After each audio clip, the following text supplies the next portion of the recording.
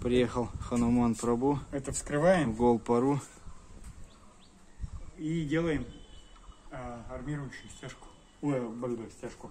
Делаем армирующий пояс. Потому что здесь подвижку. все очень ненадежное, поэтому колонны поплыли.